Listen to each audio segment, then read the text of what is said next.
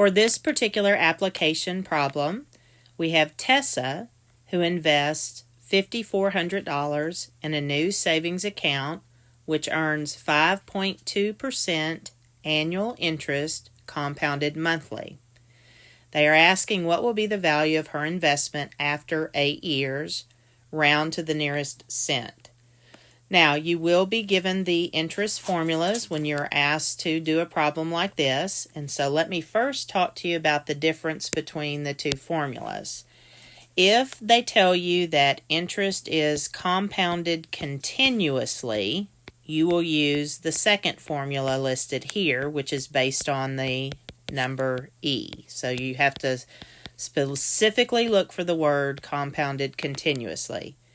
If they tell you that interest is compounded in any other way, such as monthly or quarterly or annually or semi-annually, then you're going to use the first formula. So in this particular case, since they told me compounded monthly, that's how I know to choose the first formula. So let's go ahead and take a look at how you're going to plug into that formula based on the information that they have given us in the problem.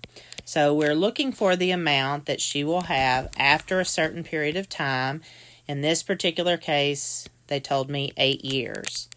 The P represents her principal, which is the amount that she invests. So in this case, they told me that she had invested $5,400.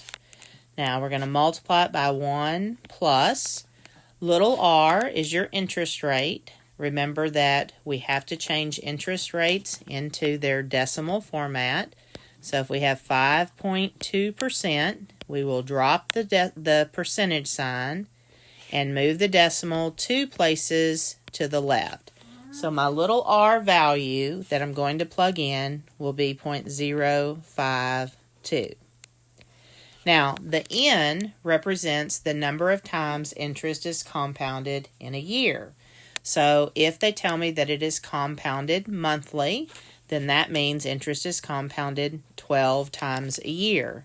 Other terms that you might hear are things like compounded quarterly, so that would be 4 times a year. Compounded semi-annually or biannually, that would be twice a year. Compounded annually would be once a year. So whatever they tell you, you think about how many times that is a year, and that is your N value. Now notice N is also part of the power, and you also multiply it by the number of years, which in this case it was 8 years.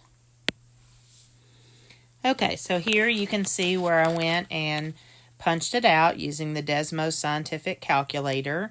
In this case, they asked me to round it to the nearest cent, so that would mean 2 decimal places.